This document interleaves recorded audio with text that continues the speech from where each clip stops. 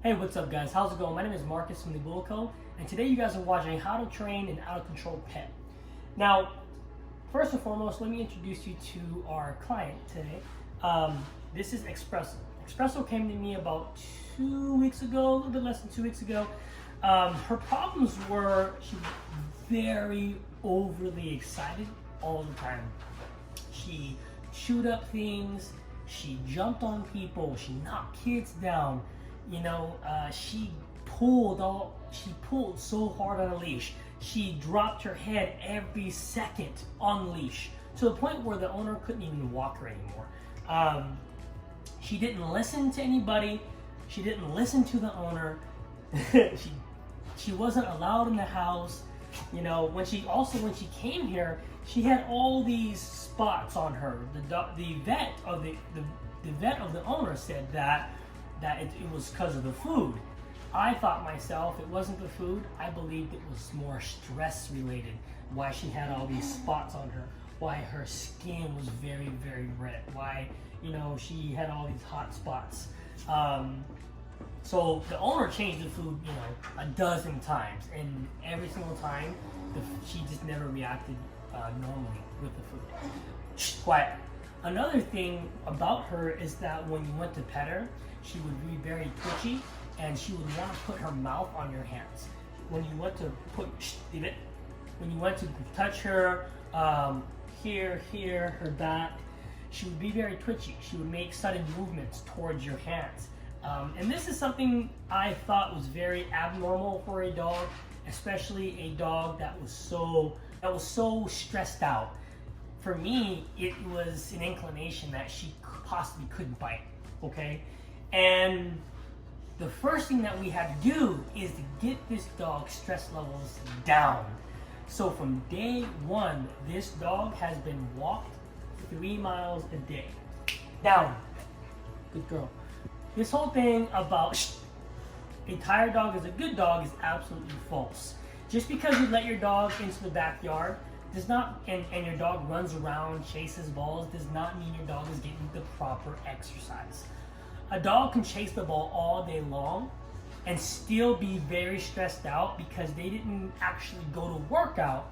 They're actually building that stress up, okay? Now her problem was not only did she pace the backyard, not only could she not calm herself down, her mind, she would pace my backyard for the last week, but also she could not de-stress. And you can see it in her physiology. She physically, her eyes super big. When you called her name, she wouldn't look. When you called her, she didn't come. When you told her to sit, she didn't sit, right? She just didn't listen because she was too stressed out. And my job, for first and foremost, was to get this dog de-stressed. Because if we couldn't get her de-stressed, there's no way I could have trained her. Now, this is not a house dog, but the owner was looking to transition her into a house dog. And now that she is. You can still kind of see that she's not used to being in the house, or if she is, she's used to doing whatever she wants. So me having her sit here and not come off the bed until she's given the okay to is something she's not used to yet, because she's only been working in the house for the last couple of days, but something absolutely she will get used to. She does love her bed here, okay? So, like I said, first thing you have to do when you're working with a overly excited, stressed out dog is you have to walk them. Leave it. And not just any walk. We're talking walk without them building more stress. If your dog is constantly dipping their head, constantly looking left to right, pacing, swerving, pulling, stopping, it's not a good walk. So these things actually build more stress in your dog. The only way to get your dog to de-stress on a walk, down, is to walk without your dog doing any of these things. You'll understand this when your dog is walking by your side, ears go back, tail is flat, not looking left to right, not dropping their head, but just focused on themselves and that walk. That's the only time a dog can really, truly de-stress. And that's the first thing we did with this dog for the last week and a half. Just walk or run, because she likes to go a little bit faster. Okay, the funny thing about her is that she likes to go faster, so I start running, and then she gets really tired. So once she gets tired, we can slow down and we can, speed walk again. Okay, so first thing was walking. Okay, now the second thing was commands: sitting, down, back, heel, stuff of these nature. And the thing about this is that there's no way you can train a dog with commands until they're de-stressed. Because if they're stressed out, they're not going to listen. It's not going to take for them. There's nothing you can do to get them to listen because they're just not right in the head. Walking 3 miles a day, the good way, is the best thing that you can do. Okay? Now the tool that I used to train this dog was my own leash. This is the Bull Coast training lead. It is not a collar. It basically is a collar and a leash built into one. Okay. The great thing about this is that when you put this on the dog, you can slide it down to where, where it's right in the back of their neck. You can put it tight enough to where it won't slide down, but not too tight. Okay. The reason for this is that when using a corrective collar, you want to correct and you want to let go. Okay. It's the action of constricting and letting go is the marker for the dog that they've done something that you don't want them to do. Okay? If you have the leash tight all the time, the pulling tighter is not going to do any good, right? It's actually the best way to do it is to have it loose, or the best way to do it is to have it taut, which is right on the dog, but when you pull it tightens, but when you let go, it loosens again. Okay, that's the marker that the dog will look for, or will learn from. Okay. Now, like anything, guys, a tool can be misused. There's absolutely a wrong way to use this, and I implore you guys to watch my videos and learn the proper way to utilize a Bull Code training lead. Okay. And we'll be putting out another video for that. But anyways, back to her. So first thing, like I said, was correctly walking the dog, de-stressing her, getting her your stress levels down. Second thing was the commands: sit, down, stay, wait. Those things will work on not just on the walks, but also at night, because we walk in the morning and we did just commands at night. But we also threw in some commands on the leash, because your dog's not considered trained if they don't listen when they're outside the home. Okay. Now the third thing was to work on is she dog aggressive? And at this point is when we employed my muzzle for her and my most tolerant dog.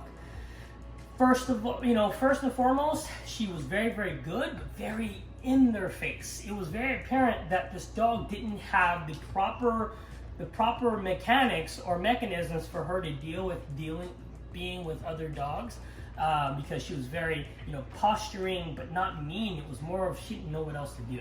And it definitely stemmed from being away from the rest of her pack when she was, a young puppy. Because basically she got into a fight with one of her owner's dogs, or one of the other dogs that her owner owned, and she basically has been apart from them ever since then, without reintroducing. And, that's kind of a bad thing, but we fixed it. So she's not dog aggressive. We figured that out. She's around all my dogs at one time with commands, okay? But this is a step-by-step process, right? You can't teach a dog commands if they're stressed out. You can't teach a dog how to be with other dogs without having the commands. So it's like walk, commands, introduction to dogs, but she has to be able to be verbally corrected, verbally told no, verbally told down, sit, wait, leave it, stuff of this nature, okay? Now, once we did all this happened in the first week. The second week was to do exactly what the owner needed to be done. The owner's family just grew and they have a newborn, and he wanted this dog to transition into an indoor dog. But it was stressing him out. It was, kind of dangerous for an out-of-control dog to be around a newborn. So That's why he sent them to me. So now we've been working here for about 4 days inside the house, okay? Now as you can see, leave it. Leave it. As you can see, she's still kind of, you know, unsure about the being in the house just because of the way she kind of perks and lets go. But the great thing is that what she understands now is that this is her bed. This is where she belongs. When we come inside the house, when I say bed, leave it. When I say bed, this is where she comes, okay? Matter of fact, I want to show you guys a little clip of us working together today. Okay, so the techniques, when this dog first came here, that the owner was employing were pretty much zero. He had the leash here, but as you can see, we're gonna get her in the shade. As you can see, that her collar, when he would walk her, it would jump, it would go all the way down to the bottom of her neck. And that actually entices the dog to pull a little bit more, okay? What I did the first day she came is we made sure that the lead was always at the top of her neck so she couldn't pull and she couldn't dip her head down and smell. So one of the reasons why she couldn't, or the owner couldn't walk her every single day was because she would smell the ground and pull so hard when she's seen other people, other dogs, that he just kind of gave up. And the unfortunate thing is when you have a dog like this who's, you know, young, strong, outgoing, and you can't give the dog the work that it needs, it sometimes turns into a big problem. And for this dog, it did. He didn't know if the dog was aggressive. He didn't know if it was dog aggressive. He didn't really know anything because he unfortunately didn't know how to work with his own dog, okay? So one of the main things we did was walk this dog. Like I said, we walked her every day, 3 miles a day, every single day for the last 2 weeks. Got that anxiety down, and now when we call her, tell her to sit, tell her down, tell her bed, we'll go to her bed in the house, it absolutely is what she does. Good girl, come. Come. Now, for her pulling, I employed my own technique of getting the dog to my heel without having to use too much of a correction from here, because she pulled so much that, oh, it's a little bit hot. She pulled so much that she just continuously pulled all the time with however correction I used, she would pull. So instead of using a correction, I just utilize a turn with a marker to tell her that's where I want her to be. So I will do this. Come. Come. Good. Good heel. Good heel. Good girl. Sit. Good job. Come. Right? And that's how I taught this dog how to walk on a leash. All I did, as soon as she tried to get out front, I would turn, come, and she would follow. Or she wouldn't follow at first, but this is what taught her to follow my commands, because every time she got in front of me, good girl, come, kind of hot. Every time she got in front of me, I would just turn and go the other direction without stopping. And finally, she started to actually watch my movement, watch my direction, and that's what actually taught this dog not to continuously pull, because she's on the leash with me. She's not on the leash, she's not walking me, I'm walking her. And that's something she finally understood. And from that point forward, for the last couple of days, it's been amazing walking her. All right, so like in that video, the demonstration, instead of utilizing the corrected collar or the corrective lead every single time because of how much she pulled, I just deployed simple body position and markers to get her to walk correctly, right? Turned around, sit, good heel, good position, right? And we go forward. And we did that for the first couple of days because, man, she's a big girl, she's a strong girl, and she just boom, boom, went for it, right? You know, she was very left to right when we first started, so I had to try to keep her attention on me. And how do we do that? Is to show this dog we are leading her. You're gonna go my direction I wanna go, and I'm not gonna let you know when we're gonna change direction. And typically I only change direction when she got distracted or when she pulled forward, all right? And the reason for that is I want her to feel like if she gets distracted or if she starts to pull, that we're gonna just change direction on her, right? So I want her to feel like that, so she's always kind of watching to see if I'm gonna go somewhere. You know what I mean? And that's kind of how that is really how we got this girl to walk on a leash correctly. Okay. Now, as you can see, she's absolutely de-stressed. She's relaxed. She likes being in a nice, cool house on a nice, comfortable bed. And this is something that will just grow and continue to be very, very good for her as long as she's taken care of with the correct walks, the commands, and the socialization with other dogs. Okay. Now, her last problem right now that I'm working on is not the pulling. It's not the coming after my hands. It's not the reaction to me scratching her butt, because she's actually really good with that. It's not that she wants to be all up on you, because I taught her the back command, to where I say back, she takes 3 steps back from me to give me that space, right? The biggest problem right now is the problem that she had before, but it just got a little bit better, is that when she sees other dogs, she absolutely kind of goes crazy. But the thing about it is that if we're running, or if the dog goes across the street, she does not react at all anymore, which is a far cry from what she was. Leave it. As a far cry from what she was when we first started. So that's the last thing I want to make sure I get done before she goes home.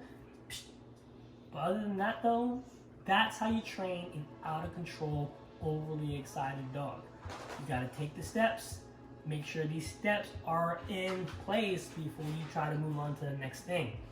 Because if you can't verbally control your dog, there's just no way that you're going to be able to get them to stop chewing things up, leave things alone, drop things out of their mouth, get them to go to their bed, get them to stop running in the house, get them to stop running through doorways. Shh, leave it. Come. Good. Like I said, everything starts with a walk. So, if you have an overly excited dog who jumps and just can't calm down, walk your dog. And not just any walk. Correctly walk your dog. Okay? Anyways, guys, shh, leave it. Anyways, guys, that's the video for today. I really appreciate you coming through. If you can, leave a like. If you haven't already, leave a comment, and make sure you subscribe. Something like 80% of people who watch my videos don't subscribe. So I just need you guys to do me a favor and subscribe, okay? Before I sign off, on a side note, my corrective leads will be available on our Shopify within the next 2 weeks. So make sure you guys pick one up, and make sure you guys watch the video on how to use these. We'll be doing that next. Other than that, my name is Marcus at the Bull Co. You guys have a wonderful day.